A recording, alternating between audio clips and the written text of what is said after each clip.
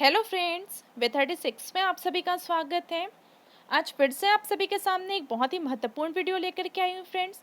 आज हम मराठा शासकों के अंतर्गत छत्तीसगढ़ में सूबा शासन के बारे में बात करने वाले हैं, जिसमें फ्रेंड्स हम मुख्य रूप से व्यंकोजी भोसले के बारे में बात करेंगे और उनकी सारी प्रशासनिक पद्धतियों के बारे में बात करेंगे। जैसे कि उन्होंने सूबा पद्धति चालू किया, सूबेदार हुए, परगना पद्धति आई, इसके साथ ही साथ फ्रेंड्स अप्पा साहब की क्या भूमिका थी, इन सभी चीज़ों में आज हम बात करने वाले हैं। फ्रेंड्स, यदि आप लोगों ने मराठा से संबंधित पहला वीडियो नहीं देखा हो तो ऊपर आई बटन प्रेस करके पहले फर्स्ट वीडियो देख लीजिएगा, उसके बाद ही ये सेकंड वीडियो देखिएगा। तो चलिए फ्रेंड्स, प्रारंभ करते हैं। फ्रेंड्स, आज का वीडियो प्रारंभ करने से पहले आप एक चीज़ समझ लीजिएगा, मराठा शासकों के क्रम के बारे में। फ्रेंड्स, छत्तीसगढ़ में मराठा शासकों के क्रम को पूछा जाता है कि कौन कौन से शासक जो है वो कौन से क्रम में हुए।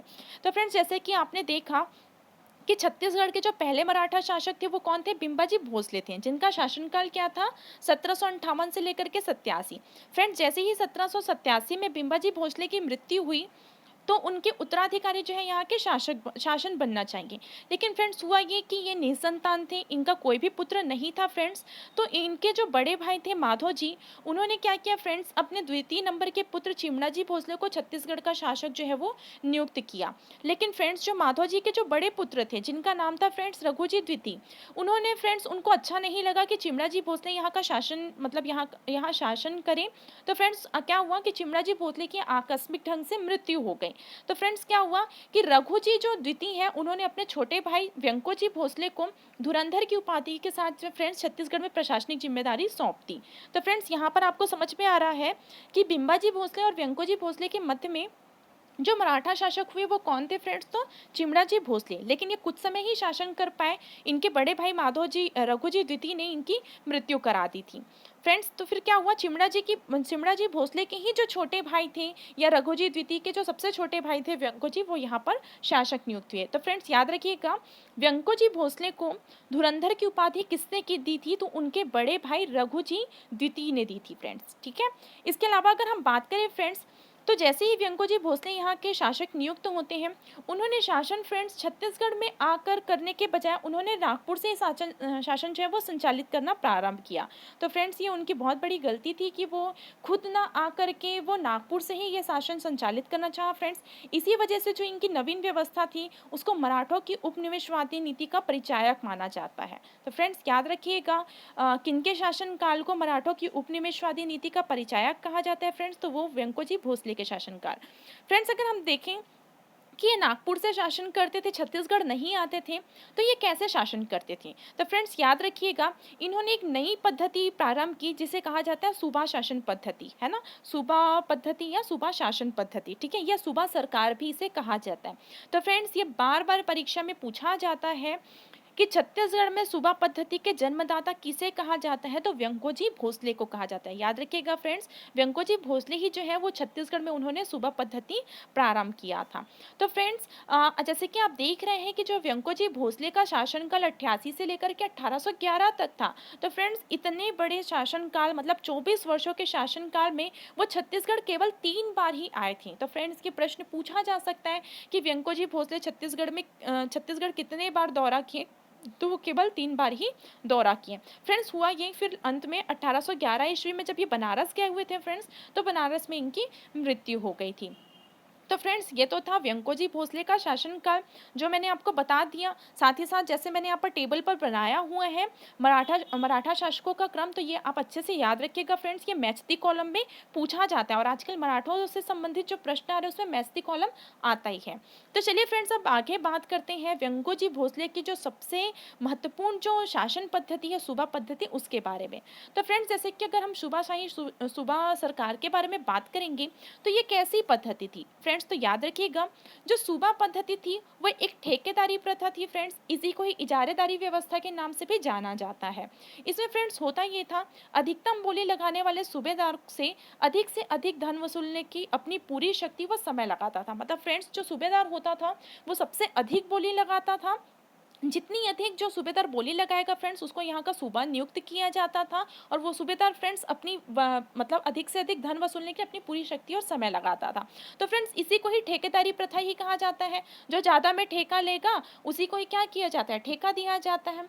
ठीक है, तो और ठेकेदारी प्रथा को ही इजारेदारी व्यवस्था के नाम से भी जाना जाता है। तो फ्रेंड्स याद रखिएगा, सूबा शासन, ठेकेदारी प्रथा या इजारेदारी प्रथा ये सभी एक जैसी है, जिसमें महत्वपूर्ण चीज़ें यही है फ्रेंड्स, जो ज़्यादा बोली लगाता था वही जो है वो सूबेदार नियुक्त होता था।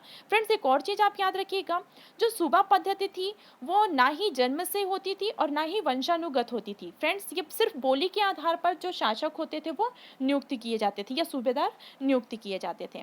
फ्रेंड्स अगर हम बात करें तो कर्नल एगेन्यू ने सूबेदारों की संख्या 8 बताई है। तो फ्रेंड्स याद रखिएगा, कभी आपसे प्रश्न पूछा जाए कि छत्तीसगढ़ में कितने सूबेदार हुए थे फ्रेंड्स, तो 8 सूबेदार हुए थे। किसके आधार पर, तो कर्नल एगेन्यू के आधार पर। फ्रेंड्स वैसे तो 8 ही हुए ही थे, लेकिन कई कई जगह आपको 9 भी देखने को मिल सकता है। इस वजह से याद रखिएगा, क्योंकि कर्नल एगेन्यू यहाँ के ब्रिटिश अधीक्षक थे, उन्होंने 8 बताई है, तो यहाँ पर 8 सूबेदार हुए थे।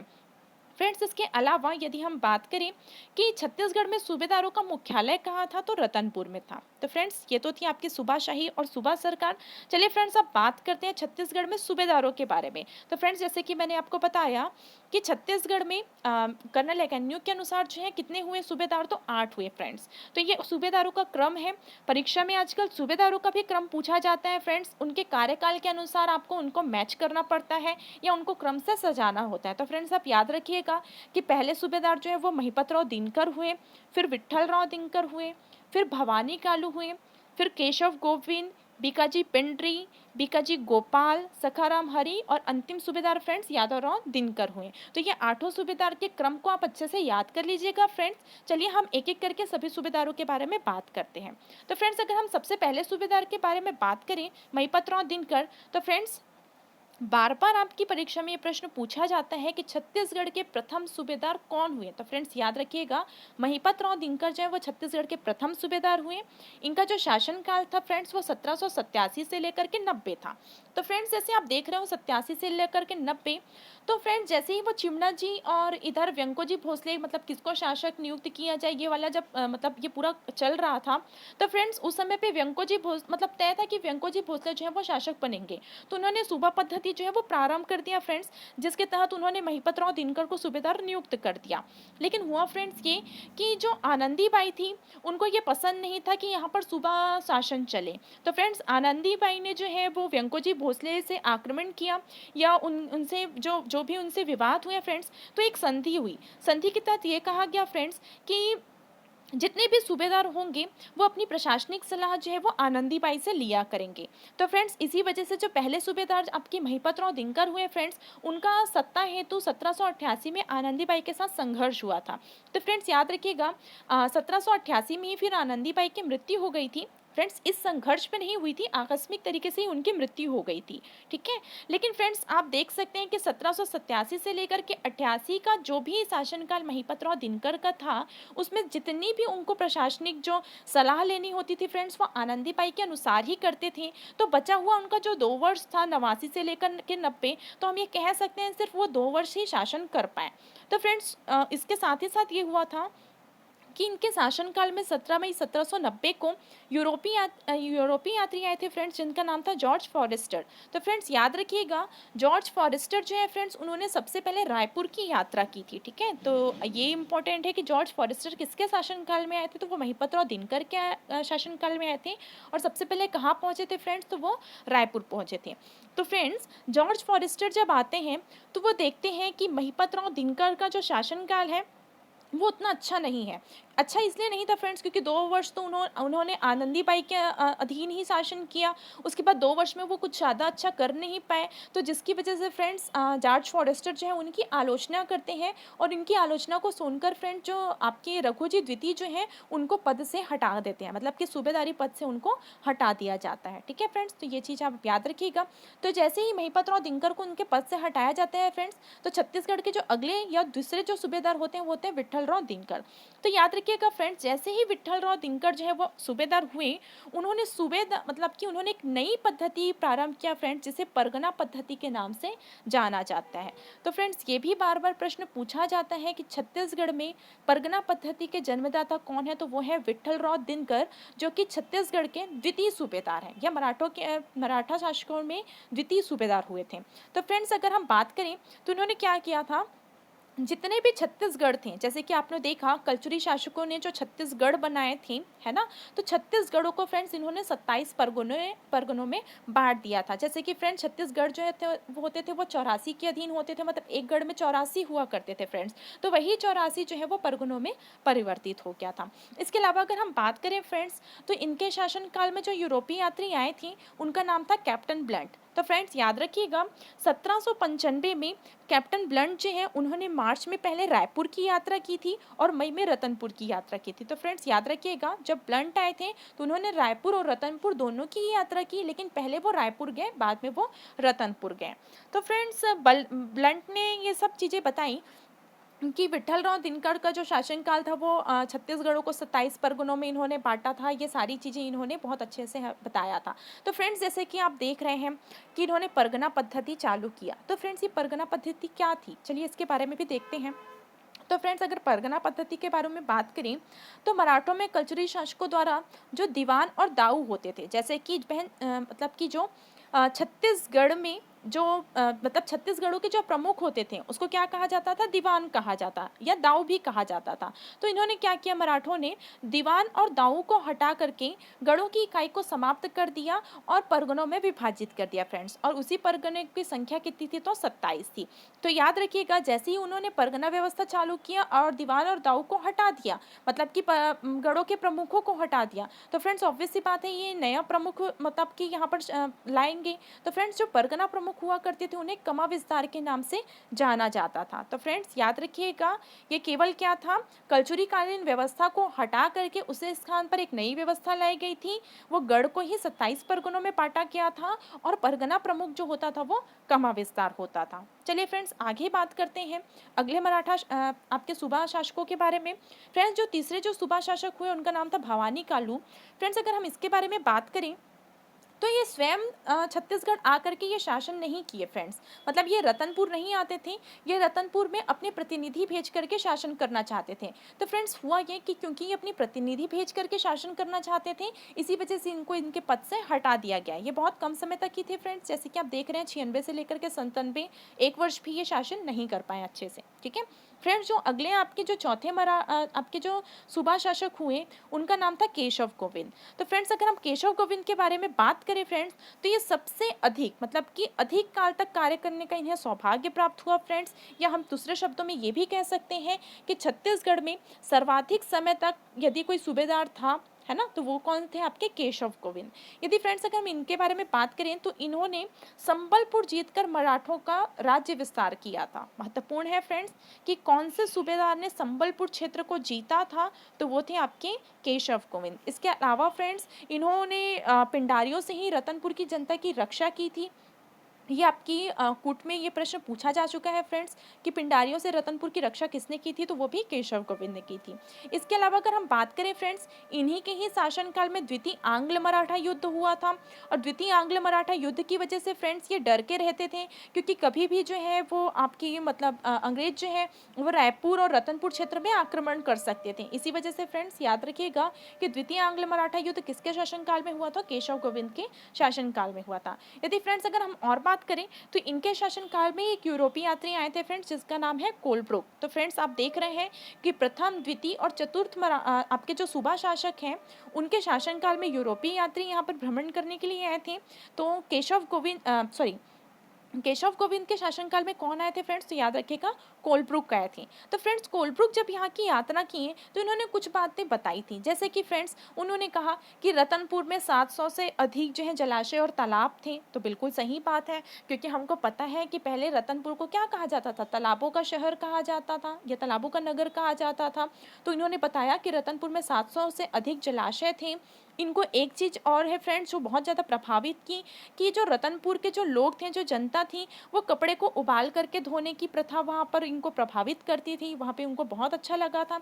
इसके साथ इन्होंने ये भी बताया कि प्रति हल के पीछे 10 से 16 रुपए के बीच मतलब जो है वो लगान दिया जाता था किसानों को। तो फ्रेंड्स ये सारी चीज़ें जो है वो कोलब्रुक ने अपनी यात्रा में बताया था। फ्रेंड्स ये आपको लिखने के काम आएगा और कभी कूट के माध्यम से भी ये सारी चीज़ें पूछी जा सकती हैं। तो चलिए फ्रेंड्स अब अगले सूबेदार के बारे में बात करेंगे जो कि आपके 5वें सूबेदार हुए बीकाजी पिंडरी या दोरो कुलकर। फ्रेंड्स अगर हम इनके बारे में बात करें तो इन्होंने कुछ नहीं किया, सबसे अल्प अवधि के सूबेदार माने जाते हैं। इनके बारे में और कोई जानकारी नहीं मिलती है फ्रेंड्स, बस इतना पता चलता है कि ये सबसे कम समय तक सूबेदार थे। तो जैसे कि आपने देखा केशव गोविंद जो थे फ्रेंड्स वो सबसे अधिक समय तक के सूबेदार थे और जो बीकोजी जो पिंडरी थे वो सबसे कम समय तक के सूबेदार थे। फ्रेंड्स जो छठवें जो सूबेदार हुए उनका नाम था बीकाजी गोपाल। यदि फ्रेंड्स बीकाजी गोपाल के बारे में बात बात करें तो फ्रेंड्स इनके शासन काल में बहुत ज़्यादा अस्थिरता था। कैसे अस्थिरता था फ्रेंड्स कि पहली चीज़ तो ये कि इनके शासन काल के समय में पिंडारियों का सबसे ज़्यादा उपद्रव था, मतलब पिंडारियों ने बहुत ज़्यादा उपद्रव मचा करके रखा था रायपुर रतनपुर क्षेत्र में। साथ ही साथ फ्रेंड्स इन्होंने सरगुजा जमींदारी पर हस्तक्षेप किया था। तो याद रखिएगा कि कौन से सूबेदार जो है वो सरगुजा जमींदारी पर हस्तक्षेप किए थे, तो वो थे बीकाजी गोपाल।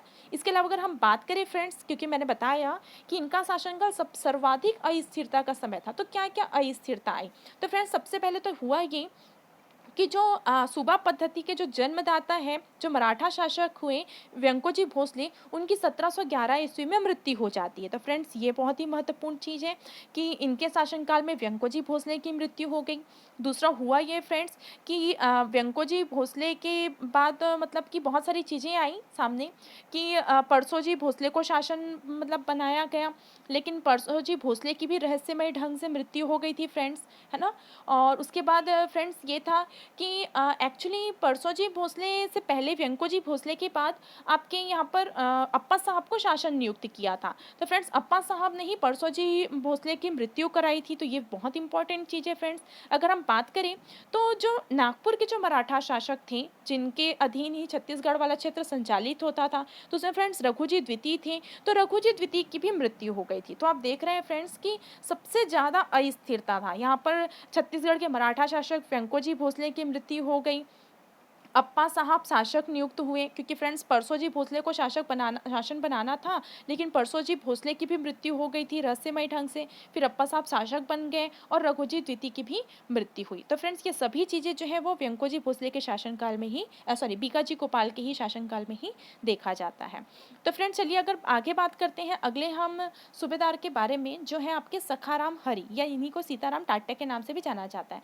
तो फ्रेंड्स जैसे ही अप्पा साहब का शासन चालू होता है फ्रेंड्स छत्तीसगढ़ में, अप्पा साहब का एकमात्र उद्देश्य था जनता को परेशान करना और सूबेदारों को मतलब कि प्रताड़ित करना और ज़्यादा से ज़्यादा धन लेने के लिए उनको उकसाना। तो फ्रेंड्स होते क्या थे कि सूबेदार ज़्यादा से ज़्यादा धन लेने के पीछे ही फ्रेंड्स वो मतलब कि जनता को परेशान करते थे। तो हुआ ये फ्रेंड्स कि जो रतनपुर की जो जनता थी वो सखाराम हरि या सूबेदारों से असंतुष्ट हो करके सखाराम हरि को गोली मार के हत्या कर दिए थे। तो फ्रेंड्स गोली मार के क्यों हत्या किए थे, क्योंकि अप्पा जी साहब का यहाँ पर शासन चालू हो चुका था और वो सबसे ज़्यादा जो है वो जनता को प्रताड़ित करना प्रारंभ कर दिए थे। तो फ्रेंड्स अगर हम बात करें जैसे ही मतलब ये अगले मतलब जो सूबेदार हुए थे इसके बाद से, तो यहाँ के जो जनता थी फ्रेंड्स वो सूबा शासन को लूट के शासन के नाम से संबोधित करने लगे थे। ठीक है फ्रेंड्स। अगर हम बात करेंगे फ्रेंड्स जो अगले और आखिरी जो आपके सूबेदार है वो है यादवराव दिनकर, जिनका शासनकाल है 1817 से लेकर के 1818 तक। तो फ्रेंड्स अगर हम इनके बारे में बात करें तो ये पहले तो ये कि ये छत्तीसगढ़ के अंतिम सूबेदार हैं फ्रेंड्स। इनके ही समय पे क्या हुआ, सीताबर्डी का युद्ध हुआ था फ्रेंड्स, जो कि 1816 से लेकर के 18 तक चला था फ्रेंड्स। और इसी युद्ध के बाद 1818 में फ्रेंड्स आंग्ल मराठा संधि हुई थी। इसके तहत फ्रेंड्स जो है जितना भी जो छत्तीसगढ़ वाला जो शासन था या मराठा शासन था वो ब्रिटिश नियंत्रण में आ गया था।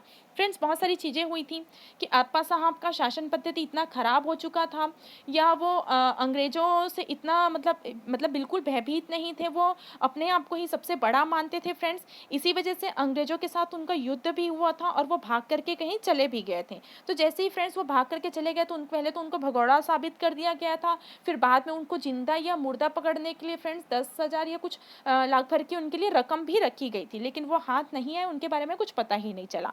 तो फ्रेंड्स उसी के तहत क्या हुआ, 1818 में छत्तीसगढ़ में मराठा शासन व्यवस्था हटा करके ब्रिटिश नियंत्रण लागू हो गया। फ्रेंड इसी के तहत क्या हुआ था, जो ब्रिटिश रेजिडेंट थे जेनकिंस, उन्होंने 1818 ईस्वी में सूबा पद्धति को पूर्ण रूप से समाप्त कर ब्रिटिश अधीक्षकों की नियुक्ति प्रारंभ कर दिए। तो फ्रेंड्स आप देख सकते हैं कि यादवराव दिनकर के समय पे क्या हुआ था, सीताबर्डी का युद्ध इन्हीं के ही समय पे हुआ था, आंग्ल मराठा संधि भी इनके समय में हुई थी फ्रेंड्स, और जेनकिंस ने सूबा पद्धति को समाप्त कर ब्रिटिश अधीक्षकों की नियुक्ति भी प्रारंभ की थी।